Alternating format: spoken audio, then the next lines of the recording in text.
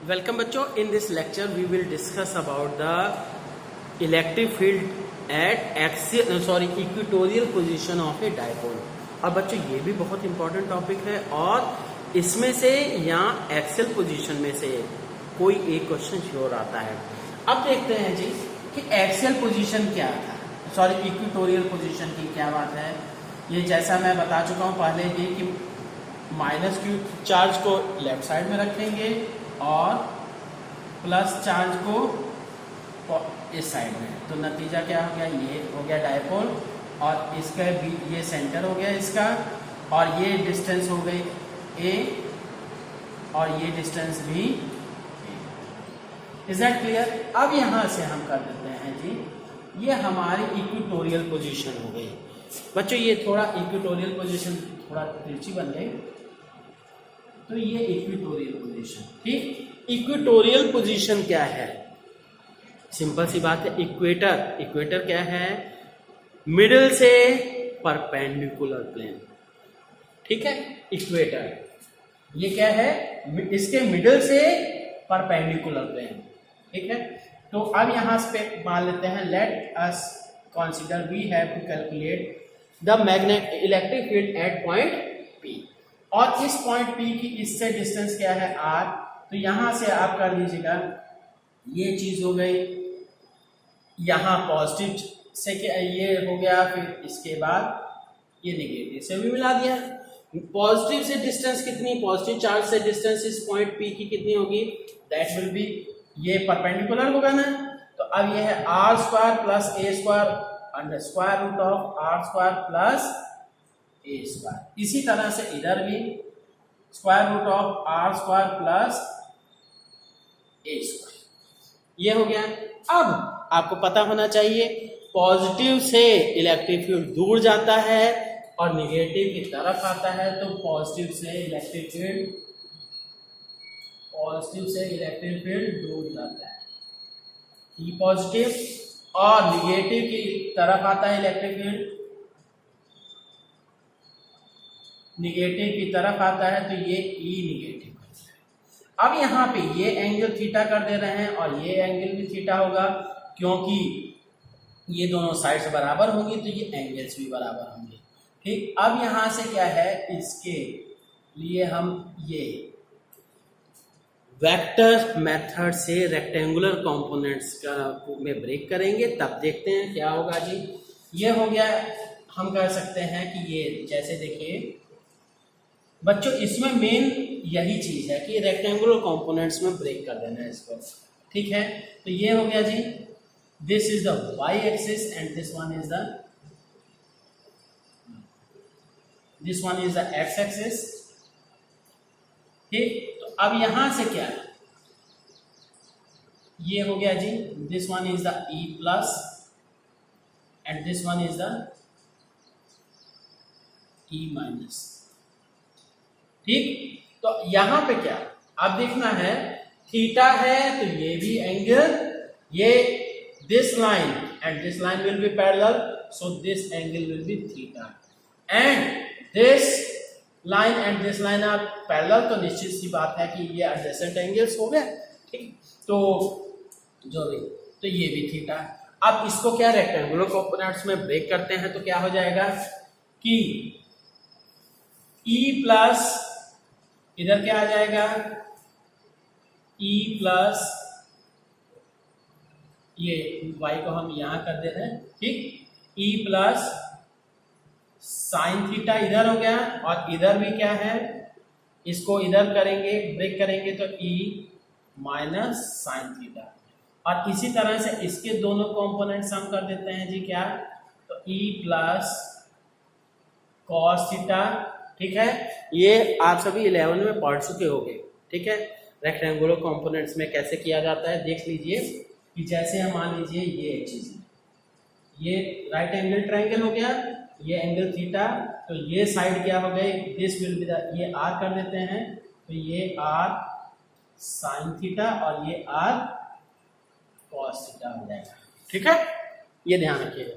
तो इसी तरह से ये E प्लस कॉस थीटा, और ये इधर भी यही वेक्टर क्या है, E minus cos theta. Net क्या रिजल्ट क्या निकल गया भाई। अब देखते हैं E प्लस की वैल्यू कितनी हो गई, E माइनस की वैल्यू कितनी होगी।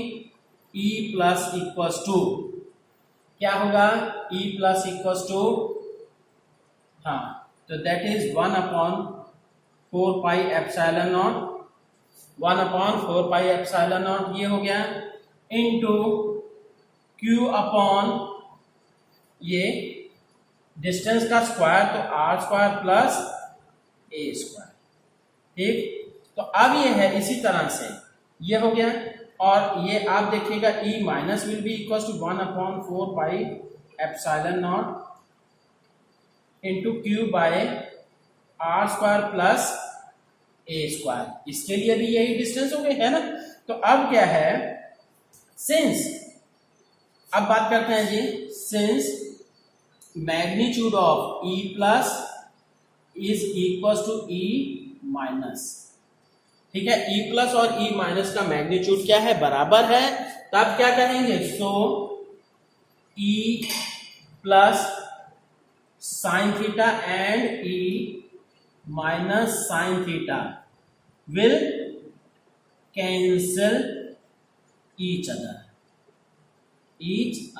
एक दूसरे को कैंसिल कर देंगे। ठीक है, तो अब हाँ इसके बाद अब देखते हैं क्या होगा। ठीक, अब इसके बाद क्या करना है, दोनों एक दूसरे को कैंसिल कर देंगे। फिर अब क्या है, सो द नेट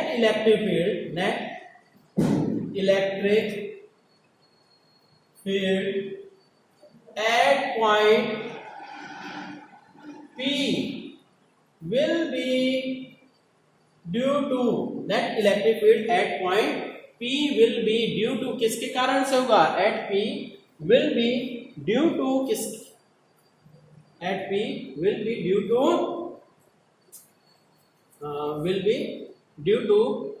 resultant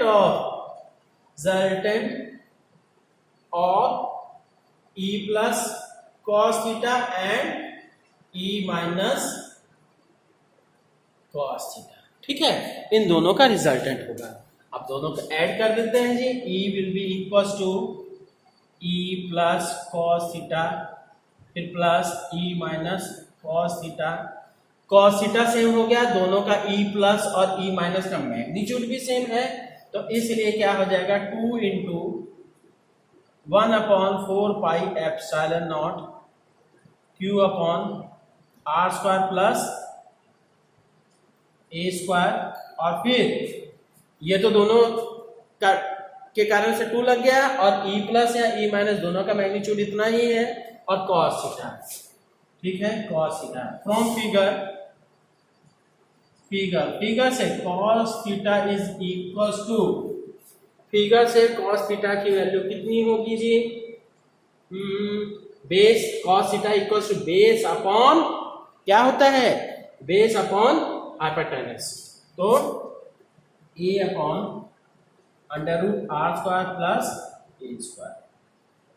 ठीक है, ठीक, cos theta equals to a by under root r square plus a square हो गया। अब इसके बाद क्या है, इसी की वैल्यू पुट कर देते हैं, E will be equals to 2 into, हाँ ये ऐसे कर सकते हैं, 2 को Q से मल्टीप्लाई कर देते हैं, 1/4 पाई एप्सिलॉन नॉट 2Q, फिर by r square plus a square into cos theta के स्थान पे a by r square plus a square की पावर कर देते हैं, रूट को 1/2 ना, तो यहां से 2QA याद कीजिए क्या है, 2QA equals to P dipole moment. ठीक है, तो अब बच्चों ऐसे करते हैं, इधर मिटा दें, है ना, तो इधर मिटा देते हैं हम।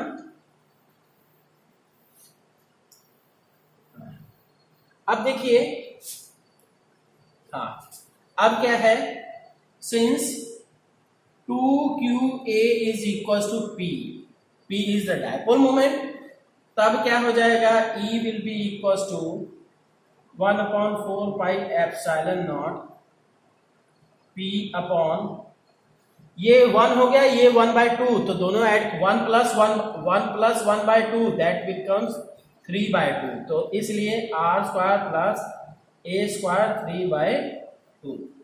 ठीक है, तो अब क्या है सुनिए, अब इसके बाद क्या हुआ कि यहां से क्या करेंगे, ये 3/2 हो गया। अब ये तो आ गया बच्चों फॉर्मूला आया। अब इसमें कंडीशन लगाते हैं, हाँ इसकी डायरेक्शन किधर होगी, डायरेक्शन विल बी अलोंग, ये इस इधर ना, पर डायपोल मोमेंट की डायरेक्शन क्या होती है, इधर निगेटिव से पॉजिटिव, डायपोल मोमेंट पी की डायरेक्शन इधर से इधर और ई की डायरेक्शन इधर से इधर, मतलब अपोजिट टू, ये E will be equal to 1/4πε0 P upon r² plus a² 3/2 minus में, ठीक है, माइनस, ये माइनस लग गया, या कहिए electric field will be opposite to the direction of dipole moment. ठीक, अब बच्चों इसमें भी एक कंडीशन और लगा के हम इसको और शॉर्ट कर देते हैं। देखिए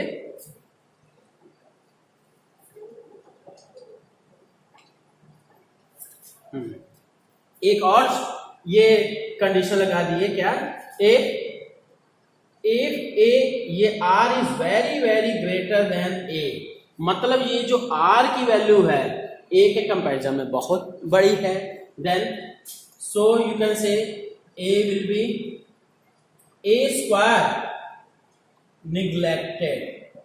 बच्चों यहां पे हम कह रहे हैं कि a² निग्लेक्ट, अब यहां पे क्या है 2qa, इसके साथ नहीं, पर एडिशन के समय में हम क्या है बहुत छोटी वैल्यू को हम निग्लेक्ट कर सकते हैं। ठीक, जैसे हम, ठीक है, आप खुद सोचिएगा क्यों ऐसा हम कह रहे हैं। ठीक, अब ये है neglected, so you can say E will be equal to 1/4πε0 ये P अपॉन r पावर ये हट गया और 2 × 3/2 मतलब 3, ये opposite to the dipole moment, opposite direction कर रहे हैं, अपोजिट टू द, ठीक। अब इसकी आए, अब बच्चों एक चीज हाँ देखते हैं, अब electric field at axial position और electric field at equatorial position, दोनों के फॉर्मूलाज को देखते हैं और कंपेयर करते हैं कैसे। अब देखते हैं बच्चों कंपैरिजन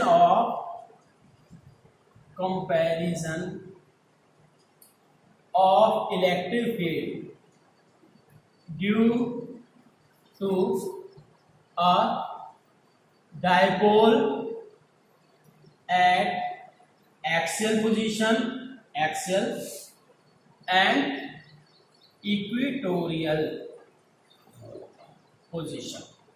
बच्चों कई बार क्या है आपको रेशियो निकालने के लिए भी पूछता है या न्यूमेरिकल्स में, ठीक है, तो आपको ये याद रखना चाहिए, we knows if the observation, ये ध्यान रखिए, if the observation point from centre is at same distance, ठीक है, इफ द ऑब्जर्वेशन पॉइंट ये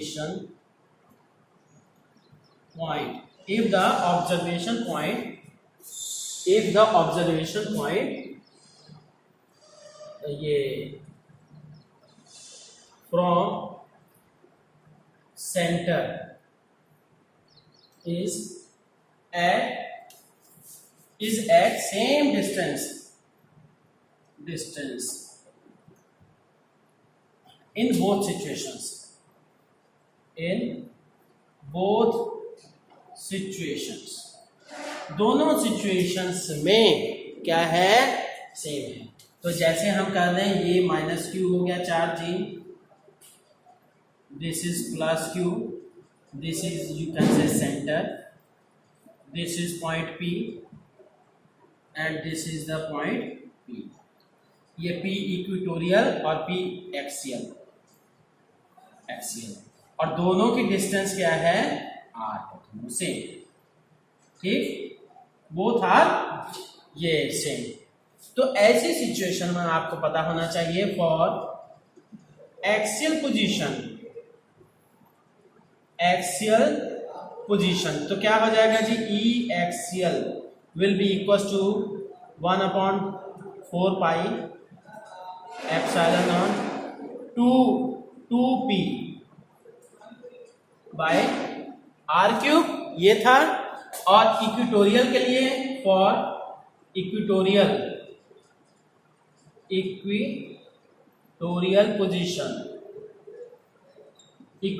पोजीशन के लिए E equatorial equals to 1/4 pi epsilon naught और p बाय r क्यूब, ठीक, ये सेकंड हो गया। तो अब यहाँ पे क्या है, दोनों का हम रेशियो लेते हैं, तो ई axial bye E equatorial equals to 2 bye, is that clear?